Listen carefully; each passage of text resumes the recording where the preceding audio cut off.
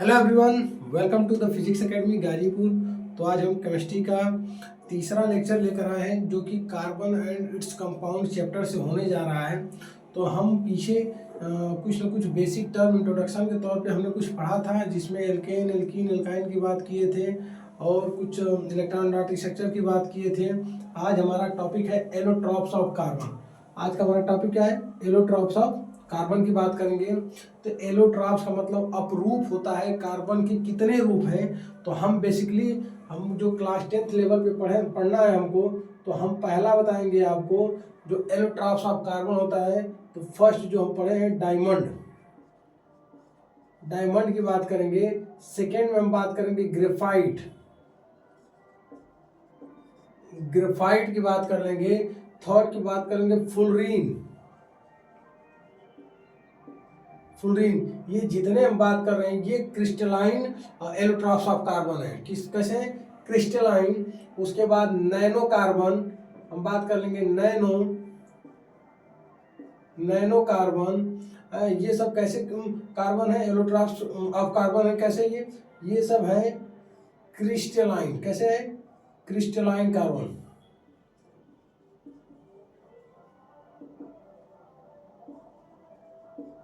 उसके बाद एक आता है अमार्फस कार्बन।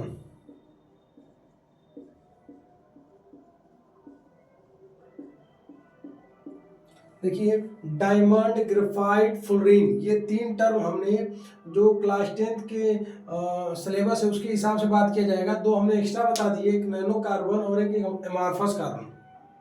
तो देखिए, डायमंड का मतलब होता है एक कार्बन जो होता है, एक कार्बन जो होता है चार कार्बन से जुड़ा होता है, वो डायमंड का स्ट्रक्चर बनाएंगे। एक कार्बन जो तीन कार्बन से जुड़ा होता है उसको बोलेंगे ग्रेफाइट का, जो कि हेक्सागोनल रिंग फॉर्म करती है ग्रेफाइट। उसके बाद फ्लोरीन की बात करेंगे। फ्लोरीन जो होता है एक स्ट्रक्चर होता है, वो स्ट्रक्चर कैसा होगा? बॉल शेप में होता है, जो 60 कार्बन की चेन होती है वो फ्लोरीन होती है। जिसने बताया था बकमिस्टर उनका नाम था, तो हमने इसका नाम रखा है बकमिस्टर फ्लोरीन। उसके हिसाब से हम लोग काम करेंगे। नैनो कार्बन, यह एक ऐसा कार्बन जो सिलिंड्रिकल शेप में जिसकी थर्मल कंडक्टिविटी हाई होती है, स्ट्रेंथ हाई होती है, उसको बोलते हैं नैनो कार्बन।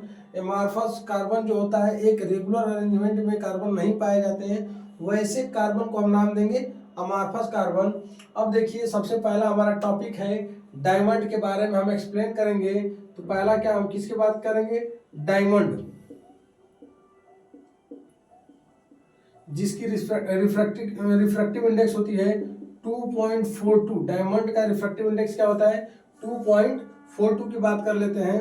डायमंड का स्ट्रक्चर कैसे बनाएंगे? देखिए, जैसे एक कार्बन है चार कार्बन से जुड़ा होता है, और एक कार्बन ये हो गया, कितने कार्बन से जुड़ा है? चार कार्बन से जुड़ा है। ग्रेफाइट की बात करेंगे। ग्रेफाइट जो होता है एक कार्बन जो है छह कार्बन से जुड़ा होता है। एक कार्बन कितने कार्बन से, सॉरी, एक कार्बन कितने कार्बन से? तीन कार्बन से जुड़ा होता है। ये ग्रेफाइट का स्ट्रक्चर होता है, जो कि कैसा रिंग फॉर्म करता है? ये रिंग फॉर्म करता है हेक्सागोनल। कैसा रिंग फॉर्म करता है? हेक्सागोनल रिंग फॉर्म करता है ऐसे।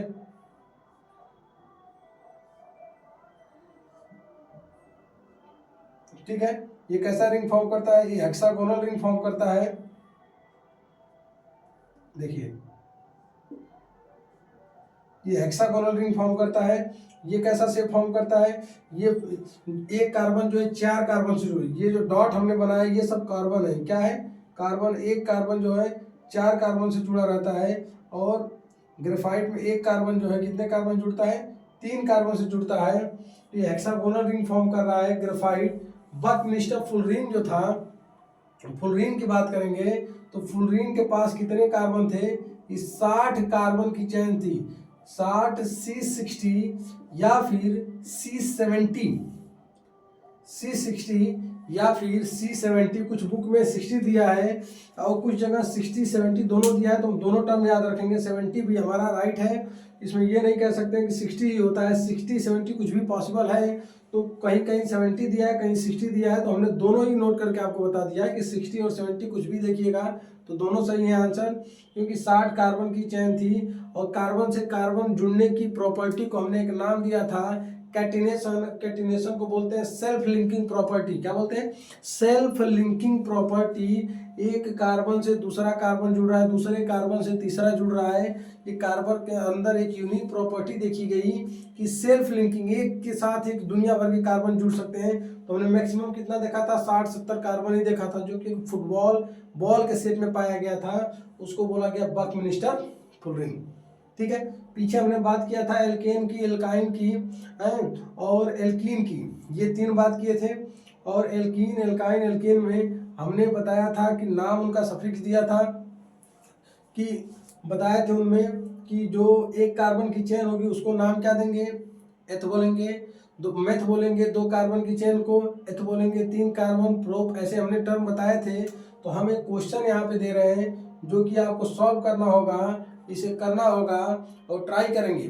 पहले हम आपको बताएंगे, फिर कुछ क्वेश्चन देंगे जो आप कमेंट करके हमें आंसर दीजिएगा। ठीक है। तो पहला क्वेश्चन है कि electron dot structure of methane, ANE है, मेथ का मतलब कार्बन एक, ANE का मतलब क्या है? सिंगल बॉन्ड है।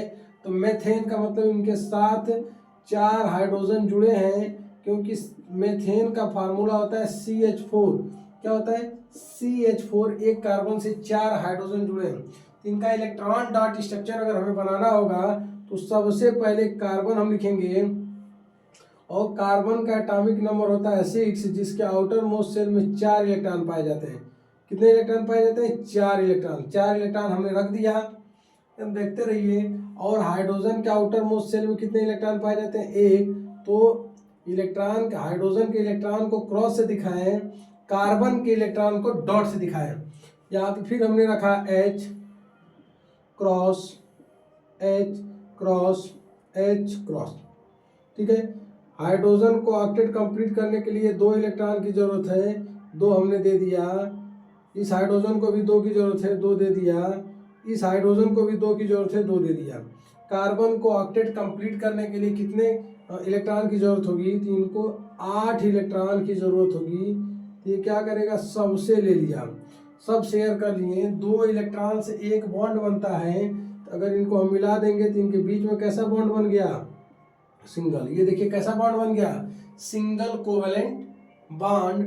अब हम बात करेंगे कि एक सिंगल की बात कर लिए, अगर नाइट्रोजन N2, अगर N2 है एग्जांपल के तौर पे, N2 का इलेक्ट्रॉन डॉट स्ट्रक्चर अगर बनाना होगा तो बताइए नाइट्रोजन का एटॉमिक नंबर कितना होता है? 7। तो 2,5 इलेक्ट्रॉनिक कॉन्फ़िगरेशन लिखेंगे, तो आउटर मोस्ट शेल में कितने इलेक्ट्रॉन बचे? 5। कितने बचे? 5 बचे। तो हम क्या लिखेंगे? यहाँ पे नाइट्रोजन लिखेंगे, और यहाँ पे भी क्या लिखेंगे? नाइट्रोजन। इनके 5 इलेक्ट्रॉन को हम ऐसे इंडिकेट कर लेते हैं, 1 2 3 इधर और 2 इधर, 5। 1 2 3 इधर, 2 इधर, 5। ठीक है।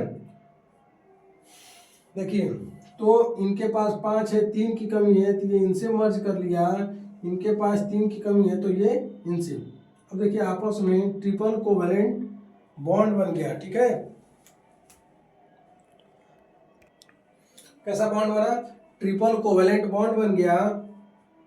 इस नाइट्रोजन के पास 3 3 6 2 8 इलेक्ट्रॉन, इस नाइट्रोजन के पास 8।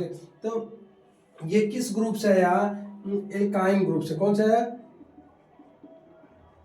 YNE का मतलब ट्रिपल बॉन्ड होता है, और ANE का मतलब डबल सिंगल बॉन्ड होता है, ENE का मतलब ट्रिपल बॉन्ड होता है। हम एक क्वेश्चन दे रहे हैं जो आप कमेंट करके बताइएगा, तब हम अगला लेक्चर आपको देंगे। ठीक है। O2 आपको बनाना है, O2 का इलेक्ट्रॉन डॉट स्ट्रक्चर बनाना है, और H2 का बनाना है। बना के कमेंट कीजिए O2 का क्या होगा, H2 का क्या होगा, और Cl2 का क्या होगा। ये 3 आप कमेंट करेंगे, ये तीनों क्वेश्चन का आंसर हमें इलेक्ट्रॉन डॉट स्ट्रक्चर बना के आप कमेंट करेंगे कि कितने लोग इस क्वेश्चन को घर पे कर पा रहे हैं। तो अगला लेक्चर लेकर हम फिर आएंगे। ठीक है। अब मिलेंगे नेक्स्ट लेक्चर में। Okay, thank you.